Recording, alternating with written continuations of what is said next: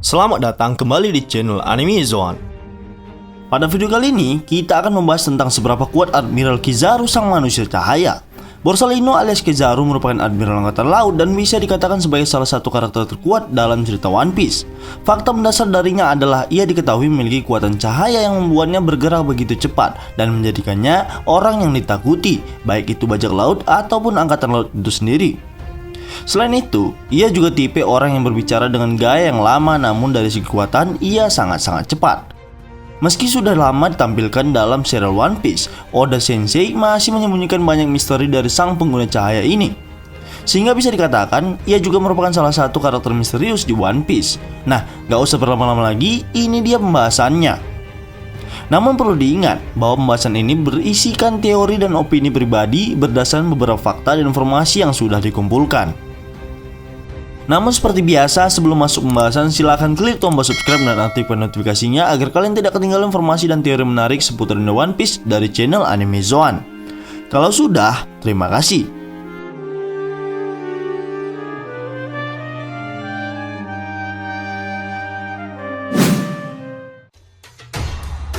Awal pembahasan akan kita mulai dari perkenalan Admiral satu ini. Diketahui, sebagaimana para Admiral lainnya, nama Kizaru sendiri lebih dikenal fans daripada Borsalino. Namun sebenarnya, Kizaru merupakan nama sandi dari nama aslinya yaitu Borsalino. Sekedar informasi, nama Borsalino juga diambil dari sebuah film Italia yang berjudul Borsalino. Film tersebut bertemakan mafia dari Prancis dan Italia yang berjudul sama yaitu Borsalino. Bukan hanya namanya yang diambil oleh Oda Sensei, sifat lambat dan cenderung santai dari Kizaru juga diambil dari karakter tokoh tersebut. Ketika muncul dalam flashback, saat usianya masih muda, Borsalino mengenakan sebuah topi mafia sebagai ciri khasnya. Dan saat ini, ketika telah menjadi seorang admiral, topi tersebut sudah tidak lagi digunakannya. Ciri khas darinya adalah kacamata dan jas miliknya yang berwarna kuning keemasan, terkesan menggambarkan kekuatan cahaya miliknya. Seperti diketahui, ia merupakan salah satu dari 3 admiral tertinggi Angkatan Laut. Sebelum time skip, ia bersama 2 rekannya Akainu dan Aokiji mengisi 3 posisi tersebut di bawah pimpinan Fleet Admiral Sengoku. Saat ini, setelah Akainu naik jabatan dan Aokiji keluar dari Angkatan Laut, ia memiliki rekan baru seperti Fujitora dan Ryokogyu. Jabatannya sebagai seorang admiral bukanlah sembarangan. Pangkat tinggi tersebut sebanding dengan kekuatannya yang luar biasa. Sebagai seorang admiral, Kizaru tentu saja memiliki kekuatan yang sangat besar dan juga daya tahan tubuh yang luar biasa. Tentu saja, dibalik sikap santainya dan cenderung menyebalkan, ia memiliki nyali yang sangat besar dan tidak takut kepada siapapun.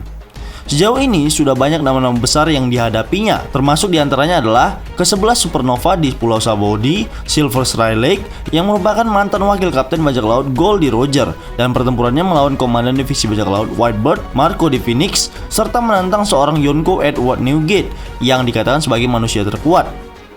Hal ini didasari oleh kepercayaannya atas kekuatan besar yang dimilikinya. Ia terlihat tidak bisa berbuat apa-apa ketika ditodong senjata oleh Ben Beckman yang merupakan tangan kanan dari Akadagami no Jeki ini, bajak laut rambut merah. Nah, untuk poin satu ini kita akan bahas di akhir video. Soal kekuatan buah iblisnya sebenarnya sudah ditampilkan beberapa kali dan hasilnya selalu membuat takjub para fans yang melihatnya.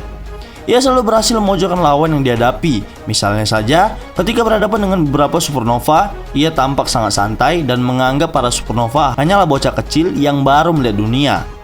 Ia sempat menghabisi mereka satu persatu dan membuat para supernova menyatukan kekuatan mereka untuk menyerang Kizaru. Namun, lawan yang dihadapi mereka bukanlah orang yang sembarangan. Sebagai seorang logia, tentu saja sangat sulit bagi mereka yang tidak menguasai kemampuan haki untuk mengalahkan Kizaru. Hal itu juga terjadi kepada para supernova yang pada saat itu dipojokkan oleh Kizaru, namun mereka gagal untuk mengalahkan Kizaru seorang diri. Kemudian, setelah pertempurannya melawan supernova, ia kembali dihadang oleh Rayleigh sang master haki. Saat itu, ia sedikit kewalahan namun tetap memberikan perlawanan kepada Rayleigh tua. Pada momen ini, kita harus mengapresiasi Rayleigh karena di kondisinya yang sudah tidak lagi prima, ia masih sanggup menahan seorang admiral aktif yang masih sangat bugar. Mungkin bisa kita bayangkan bagaimana Rayleigh di usia mudanya melawan seorang logia seperti Kizaru. Mungkin pertarungan tersebut tetap akan sengit, namun bisa dipastikan yang menang adalah Rayleigh. Ketika pertarungan mereka di Pulau Sabaody terjadi, mereka terhenti akibat Kuma datang dan memberi sebuah petunjuk kepada Rayleigh. Dan hasilnya, mereka berdua tidak mengalami luka fatal dan terkesan baik-baik saja. Bukannya menangkap Rayleigh, Kizaru justru membiarkannya karena tahu bahwa Rayleigh bukanlah orang yang biasa. Itulah mengapa Garp pernah menyebutkan bahwa untuk mengalahkan dan menangkap Rayleigh dibutuhkan persiapan matang dan tak cukup hanya seorang admiral saja. Itu membuktikan bahwa Rayleigh saat itu juga masih sangat berbahaya dan sangat kuat. Kemudian, ketika bertarung melawan Marco di Phoenix di perang Marineford, ia terlihat dengan santainya mampu menahan semua serangan Marco, meskipun Marco tetap bisa menyentuh Kizaru yang seorang Logia. Meskipun terkesan sangat singkat, pertarungan mereka berdua bisa dibilang epik. Kekuatan cahaya ini sangat tidak bisa diremehkan, karena ia mampu menghasilkan ledakan seperti laser beam dari bagian tubuh manapun. Kuatannya juga terasa sangat kompleks sebagai buah iblis. Ia merupakan petarung dari segala penjuru, artinya ia mampu bertarung dari jarak dekat maupun jauh. Dari tangannya, ia bisa menghasilkan tembakan laser seperti pistol yang tentu saja memiliki daya ledak luar biasa.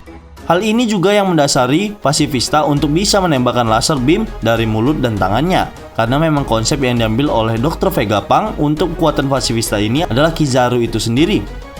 Memang tak heran jika pasifista memiliki kekuatan yang begitu besar seperti cahaya dari Kizaru, mengingat kabar bahwa satu pasifista memiliki anggaran seperti membuat satu kapal perang angkatan laut. Kemudian soal pertikaiannya dengan Ben Beckman ketika perang puncak di Marineford. Saat itu, Kizaru sudah mempersiapkan tembakannya kepada Luffy dan Jinbei yang hendak kabur. Tiba-tiba saja Ben muncul di atas tiang kapal dan menodongkan senjatanya tanpa disadari oleh Kizaru. Saat itu, Kizaru yang awalnya sangat lantang dan berani, secara mengejutkan mengangkat kedua tangannya dan menuruti permintaan Ben untuk tidak menembakkan lasernya. Hal ini sebenarnya patut dicurigai, sebab bagaimana bisa seorang Admiral Kizaru yang tidak takut kepada siapapun terkesan takut kepada Ben. Padahal, ia sempat melawan Rayleigh dan juga menyerang seorang Yonko Whitebird. Apa kekuatan Ben begitu dahsyat sehingga Kizaru tidak berani macam-macam ketika Ben menodongnya? Banyak dari fans yang mengatakan bahwa itu hanyalah sebuah candaan dari seorang Kizaru. Namun, kami tidak setuju dengan argumen tersebut. Kita tahu bahwa Ben Beckman sudah memiliki nama besar dan reputasi di lautan. Jelas, dengan seluruh prestasi tersebut, kuatannya pasti bukan main-main. Atau bisa jadi pada masa lalu Kizaru pernah melakukan pertarungan dengan Ben dan sudah mengetahui kekuatan Ben yang mengerikan. Hal itu bisa saja terjadi mengingat Ben sendiri masih dalam kondisi dan usia yang sangat prima. Jadi itulah poin-poin yang mendasari mengapa Kizaru bisa sedikit takut kepada Ben Beckman. Kemudian berbicara soal haki, sepertinya kita tidak perlu lagi meragukan seorang admiral dalam kemampuan ini. Hal ini sudah jelas dibuktikan oleh Admiral Fujitora, Akainu, dan sebagainya. Ia mungkin berada satu level dengan Fujitora untuk masalah haki, baik itu Bushoku Haki ataupun Kenbunsoku Haki.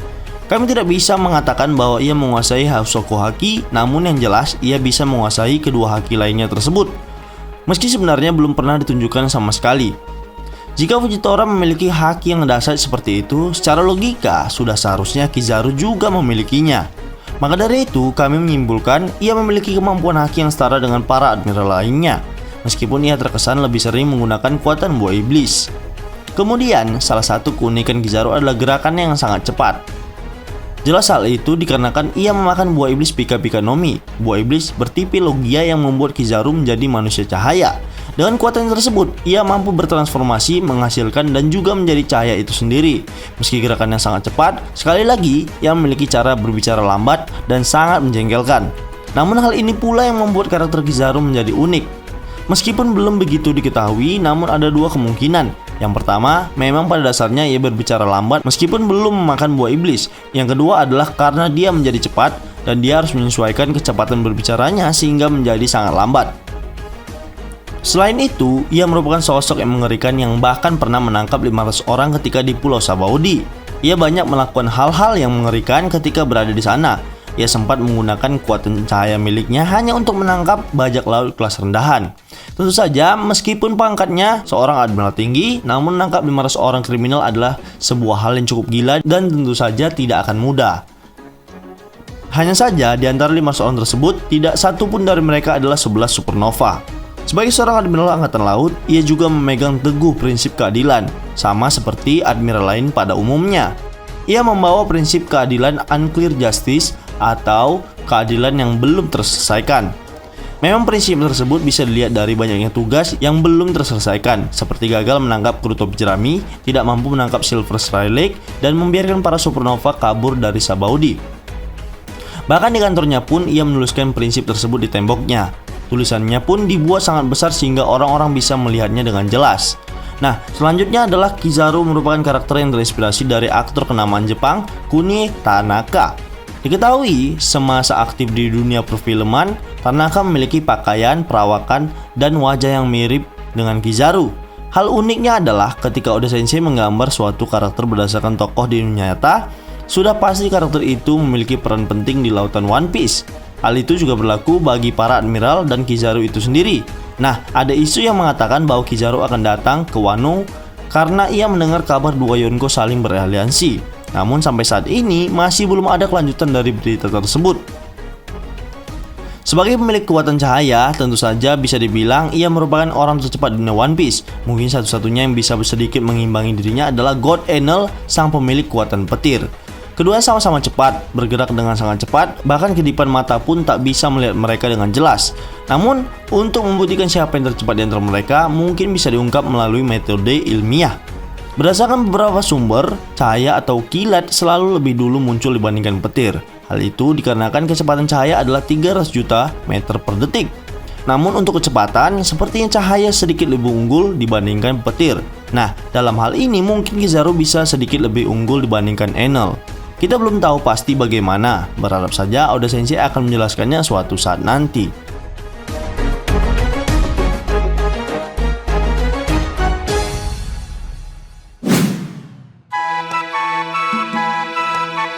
Baiklah, itulah tadi pembahasan tentang seberapa kuat Admiral Kizaru alias Borsalino, sang pemilik cahaya abadi. Namun, perlu diingat, pembahasan ini menyinggung sebuah teori dan spekulasi berdasarkan beberapa fakta dan informasi yang sudah dikumpulkan. Jika menurut kalian pendapat kami ini masih keliru, kita bisa berdiskusi di kolom komentar di bawah ini, tentunya dengan sopan dan santai. Jika kalian suka video ini, silahkan like, share, dan subscribe. Satu subscribe dari kalian akan sangat membantu perkembangan channel kita ini. And last word, terima kasih.